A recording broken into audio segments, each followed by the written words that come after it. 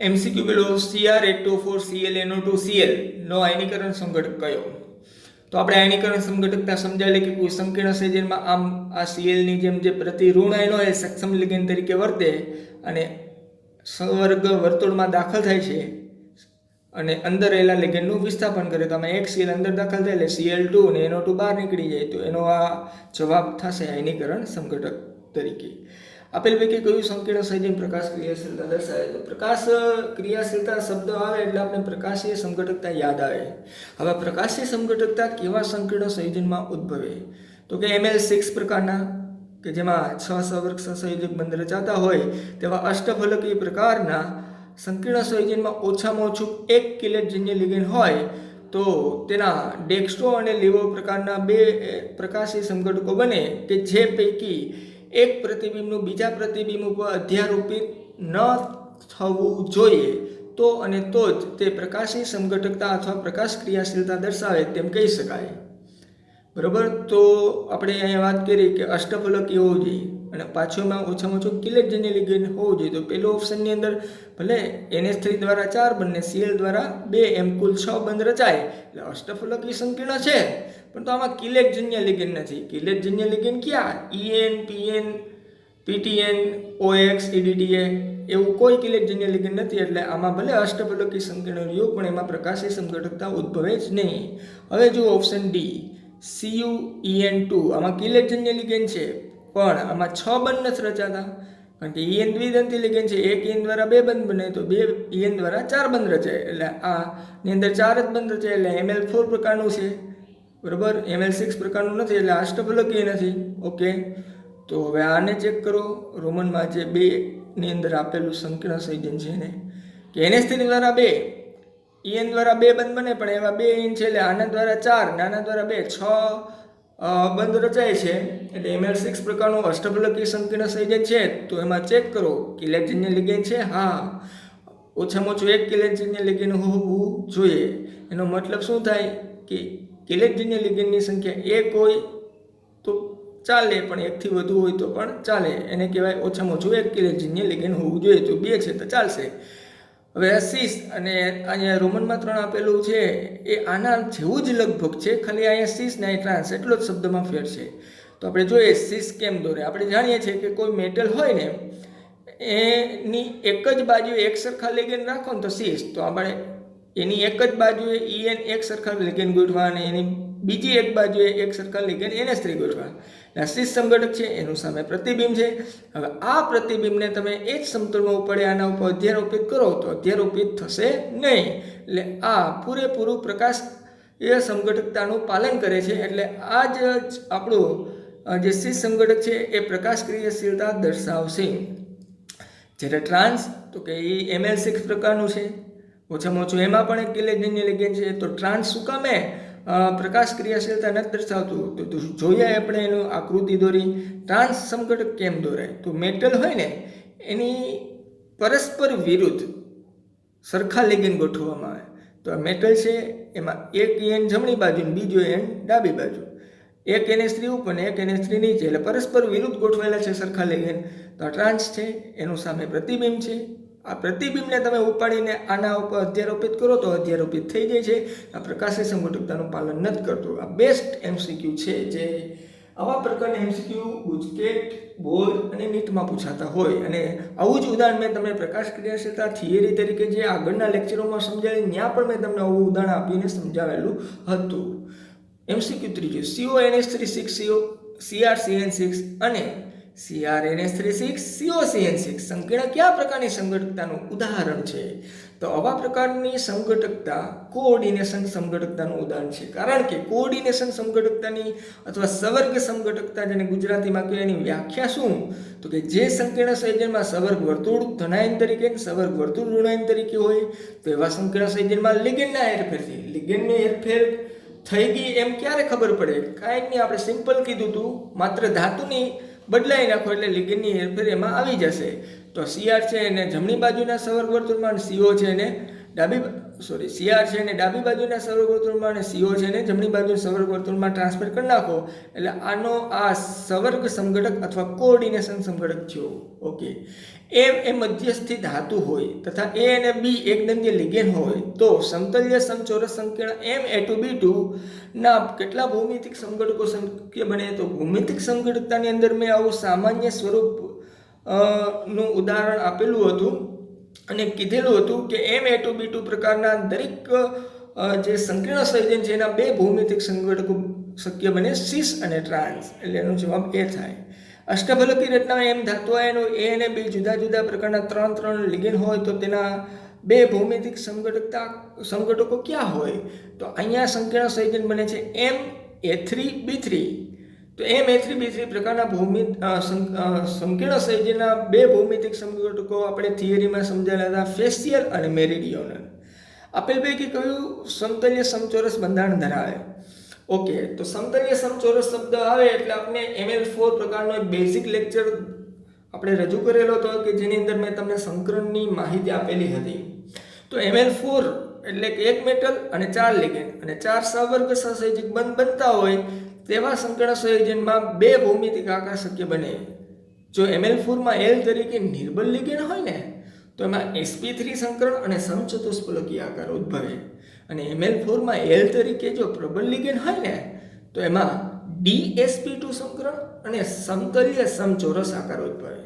તો જોઈએ આપણે, તો પહેલું ઓપ્શન છે તો ML6 પ્રકારનું છે, તો એનો તો ભૌમિતિક આકાર અષ્ટફલકીય થાય એટલે પહેલો તો જવાબ ન જ આવે, કારણ કે આપણે તો સમતલ્ય સમચોરસ ગોતવાનું છે. ઓકે, તો જો આ ML4 પ્રકારનું છે પણ અપવાદવાળું ઉદાહરણ છે. મેં તમને એ લેક્ચરમાં એમ પણ કીધેલું હતું કે જો કોઈ ML4 પ્રકારના સંકીર્ણ સંયોજનમાં L તરીકે પ્રબળ લિગેન્ડ હોય તો CO પ્રબળ લિગેન્ડ છે, પરંતુ જો એવા સંકીર્ણ સંયોજનમાં સંક્રાંતિ ધાતુની ઓક્સિડેશન અવસ્થા શૂન્ય મળતી હોય તો તમે આની નિકલની ઓક્સિડેશન અવસ્થા રેડોક્સ ટેબલ પ્રમાણે ગણો કે આ રીતની 1Na + 4CO = 0. CO તો તટસ્થ લિગેન્ડ છે એટલે એનું મૂલ્ય શૂન્ય થાય, તો એના બરાબર આમાં ઓક્સિડેશન આંક શૂન્ય મળે છે. તો એવા સંકીર્ણ સંયોજનમાં ભલે પ્રબળ લિગેન્ડ હોય તો એનું સંકરણ dsp2 ને બદલે sp3 થશે. ક્યારે? કે એવા સંકીર્ણ સંયોજનમાં સંક્રાંતિ ધાતુની અવસ્થા શૂન્ય મળતી હોય ત્યારે જ એમાં L તરીકે પ્રબળ લિગેન્ડ હોવા છતાં એનું સંકરણ dsp2 ને બદલે sp3 થશે. એટલે આનો ભૌમિતિક આકાર sp3 સંકરણને કારણે સમચતુષ્ફલકીય રહેશે. NiCl4 તો ML4 પ્રકારનું L તરીકે એમાં નિર્બળ લિગેન્ડ છે તો sp3 સંકરણ થાય અને એનો ભૌમિતિક આકાર સમચતુષ્ફલકીય થશે. હવે જુઓ C ઓપ્શન, CuNH3 4 + 2 ML4 પ્રકારનું L તરીકે લિગેન્ડ છે, NH3 પ્રબળ લિગેન્ડ છે અને એમાં કોપરની ઓક્સિડેશન અવસ્થા +2 મળે છે. તો આ બધી વાતનું પાલન કરતું હોય ત્યાં બધી વાતનું એટલે કે કંઈક એમાં મેટલની ઓક્સિડેશન અવસ્થા મળતી હોય ને L તરીકે લિગેન્ડ જો પ્રબળ હોય ને તો જ એમાં dsp2 સંકરણ થાય. તો આમાં બધી વાતનું પાલન થાય છે એટલે આમાં dsp2 સંકરણ થશે અને એનો ભૌમિતિક આકાર સમતલ્ય સમચોરસ થશે. હવે આમાં dsp2 સંકરણ કેમ થાય સમજવું હોય તો નીચે જુઓ. કોપર 29 નંબર ઇલેક્ટ્રોન અને આર્ગોન 3d10 4s1. હવે આ એમાં કોપરની ઓક્સિડેશન અવસ્થા +2 છે એટલે Cu+2 લખો એટલે એક ફોરસમાંથી ને એક ડીમાંથી જાય. હવે પ્રબળ લિગેન્ડ છે અને dsp2 સંકરણ કરવા માટે ડી કક્ષક ખાલી થવી જોઈએ. તો એક અયુગ્મિત ઇલેક્ટ્રોન ધરાવતી જે 3d કક્ષક છે એનો આ અયુગ્મિત ઇલેક્ટ્રોન 4d માં વયો જાય એટલે ડી એક ખાલી થાય, s અને બે p કક્ષકમાં એવા NH3 ના ઇલેક્ટ્રોન યુગ્મમાં ગોઠવાય અને dsp2 સંકરણ આ રીતના થશે. આ એક વિશિષ્ટ પ્રકારનું ઉદાહરણ છે કે જેમાં તમારે ઇલેક્ટ્રોનનું યુગ્મીકરણ કરી શકતા નથી, કારણ કે આગળના 4 ખાનામાં ઇલેક્ટ્રોન યુગ્મિત જ છે એટલે યુગ્મીકરણને કારણે ડી કક્ષક નહીં ખાલી થાય. તો કઈ રીતના ખાલી થાય છે? તો કે અયુગ્મિત ઇલેક્ટ્રોન ધરાવતી 3d કક્ષકના ઇલેક્ટ્રોનને કઈ કક્ષકમાં 4d કક્ષકમાં ટ્રાન્સફર કરવાથી અને ડી કક્ષક ખાલી થાય અને પછી એમાં એક ડી એક s ને બે p કક્ષકમાં NH3 ના ઇલેક્ટ્રોન યુગ્મ ગોઠવાઈને આ રીતનું dsp2 સંકરણ થશે. ઓકે, તો આના જેવો જ આ MCQ છે. નીચેના પૈકી કયું સંકીર્ણ 1.73 ચુંબકી ચાક માત્ર ધરાવે? તો આ ઉદાહરણ Cu અહીંયા એક ભૂલ છે, સુધારી લેજો. અહીંયા જે ઉદાહરણ છે એ જ ઉદાહરણ અહીંયા આવશે CuNH3 4 + 2, એટલે અહીં 6 થઈ ગયું છે ભૂલથી. તો CuNH3 4 + 2 એની રચના આપણે હમણાં જ જોઈએ કે અહીંયા એક 3D નો ઇલેક્ટ્રોન છે 4D માં જવા દો, પછી આ ખાનામાં 4s માં અને 2 4p, 4 ખાનાની અંદર અહીંયા 4 NH3 કરવાના રહેશે, બરાબર. એના ઇલેક્ટ્રોન યુગ્મ ગોઠવાશે. તો એ આ સંકીર્ણ સંયોજન જે છે એની ઇલેક્ટ્રોનની રચનામાં 4D કક્ષકમાં એક અયુગ્મિત ઇલેક્ટ્રોન હોય તો એક અયુગ્મિત ઇલેક્ટ્રોનને કારણે એની ચુંબકીય ચાર્જ માત્ર 1.73 આવે.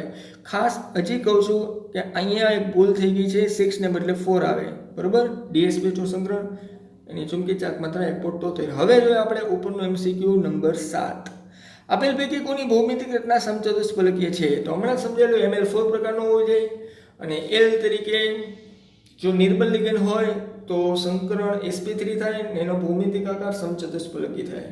કેટલાક અપવાદવાળા ઉદાહરણ છે કે ML4 પ્રકારના સંકીર્ણ સંયોજનમાં L તરીકે પ્રબળ લિગેન્ડ હોય, એ સંકીર્ણની અંદર મેટલની કંઈક ઓક્સિડેશન અવસ્થા મળતી હોય ને તો એમાં dsp2 સંકરણ થાય અને તો એનો ભૌમિતિક આકાર સમતલીય સમચોરસ આવે. પણ જો મેટલનું ઓક્સિડેશન અવસ્થા શૂન્ય મળતી હોય ને તેમાં dsp2 ને બદલે શું થશે? sp3 સંકરણ થશે. તો જોઈએ ML4 પ્રકારનું, આમાં નિકલની અવસ્થા +2 મળશે, રેડોક્સ ટેબલ પ્રમાણે ગણશો તો બધી વાતનું પાલન થઈ શકે. એક ઓક્સિડેશન અવસ્થા મળતી હોય, લિગેન્ડ પ્રબળ હોય ને ML4 પ્રકારનું હોય તો એમાં dsp2 સંકરણ થાય ને આનો ભૌમિતિક આકાર સમતલીય સમચોરસ થશે. NiCN4 - 4 ML4 પ્રકારનું છે, પણ આમાં Ni ની તમે રેડોક્સ ચેપ્ટર પ્રમાણે ઓક્સિડેશન અવસ્થા ગણો તો શૂન્ય મળે છે. તો આમાં પ્રબળ લિગેન્ડ હોવા છતાં શું કહેવાય dsp2 સંકરણ નથી થતું, કારણ કે Ni ની ઓક્સિડેશન અવસ્થા શૂન્ય મળે છે. તો આમાં હવે સંકરણ sp3 થશે અને એનો ભૌમિતિક આકાર સમચતુષ્ફલકીય રહેશે. આ ઉદાહરણ તમારે સમજવું હોય તો આગળના જે મેં ML4 ને ML6 પ્રકારના ચાર્જ ધરાવતા વિડીયો લેક્ચર રજૂ કરેલા એમાં આખી આની આ રીતની રચના સમજાયેલી હતી. NiCO4 તો એ ML4 પ્રકારનું છે, L તરીકે એમાં પણ પ્રબળ લિગેન્ડ છે, પણ એમાં Ni ની ઓક્સિડેશન અવસ્થા રેડોક્સ ચેપ્ટર પ્રમાણે ગણો તો શૂન્ય મળશે. તો પછી આમાં L તરીકે ભરેલ લિગેન્ડ પ્રબળ રહ્યો, dsp2 સંકરણ નહીં થાય, એને બદલે sp3 થશે, એટલે આનો પણ ભૌમિતિક આકાર સમચતુષ્ફલકીય, એટલે આનો જવાબ થશે D ઓપ્શન, B અને C બને. K3FeCN6 Fe826Cl3 તો આમાં 6 બંધ રચાય છે અને પ્રબળ લિગેન્ડ છે, એટલે સંકરણ શું થાય તો કે D2sp3, એવું આપણે ચાર્ટમાં સમજાયેલું. આ 6 બંધ આમાં પણ રચાય છે, પણ આમાં નિર્બળ લિગેન્ડ છે, એટલે સંકરણ શું થાય sp3d2 અને K2NaCN4. આ K2NaCN4 આ જ ઉદાહરણ છે, ખાલી અહીંથી 2 પોટેશિયમ તમે કાઢી નાખો એટલે બચે NaCN4 -2. તો આની અંદર હમણાં જ જોયું કે dsp2 સંકરણ થાય, આનો જવાબ થશે આ D ઓપ્શન. આપેલ સંકીર્ણમાં સંકરણ દર્શાવતી કઈ વિગત સાચી નથી? ઓકે, તો આ ઉદાહરણ જો પાછું આવ્યું, અહીં મેં તમને કીધું હતું ને NH3 4 આવે, સારું. ઓકે, તો FeCN6 - 4 ML6 પ્રકારનું છે અને પ્રબળ લિગેન્ડ છે. તો આપણે ચાર્ટમાં સમજાયેલું હતું કે ML6 પ્રકારનું હોય, પ્રબળ લિગેન્ડ હોય તો D2sp3 સંકરણ થાય. NiCO4 હમણાં જ અહીંયા અપવાદવાળું ઉદાહરણ સમજાવ્યું કે L તરીકે ભલે એમાં પ્રબળ લિગેન્ડ લ્યો, પણ એમાં Ni ની ઓક્સિડેશન અવસ્થા રેડોક્સ ચેપ્ટર પ્રમાણે ગણો તો શૂન્ય મળે. તો પ્રબળ લિગેન્ડ હોવા છતાં એમાં જો ધાતુની ઓક્સિડેશન અવસ્થા શૂન્ય મળતી હોય તો સંકરણ dsp2 ને બદલે શું થાય sp3. આ પણ સાચું છે. NiCN4 - 2 ML4 પ્રકારનું, આમાં Ni ની ઓક્સિડેશન અવસ્થા ગણો તો +2 મળે છે. તો કંઈક ઓક્સિડેશન અવસ્થા મળતી હોય ને ML4 પ્રકારમાં L તરીકે પ્રબળ લિગેન્ડ હોય તો એનું સંકરણ dsp2 થાય. આ પણ સાચું છે. આ સાચું, આ સાચું, આ સાચું. તો હવે સાચું કયું નથી? તો આ ML4 પ્રકારનું છે અને એમાં ધાતુ કોપરની ઓક્સિડેશન અવસ્થા +2 મળે છે. તો જો ધાતુની ઓક્સિડેશન અવસ્થા કંઈક મળતી હોય ને ML4 પ્રકારમાં L તરીકે પ્રબળ લિગેન્ડ હોય તો એનું સંકરણ શું થાય? dsp2. તો અહીંયા તો આપણે શું લખ્યું sp3, એટલે આ વિગત સાચી નથી. તો આ રીતના આ 10 જે MCQ છે, આવા જ પ્રકારના MCQ છે, બોર્ડ, નીટ અને ગુજકેટમાં જનરલી પૂછાતા હોય. તો આ ચેપ્ટર આપણે પૂરું કરીએ છીએ અને સ્વાધ્યાય જે છે એની PDF છે તમને મોકલી દેવામાં આવશે જે તે ગ્રુપની અંદર.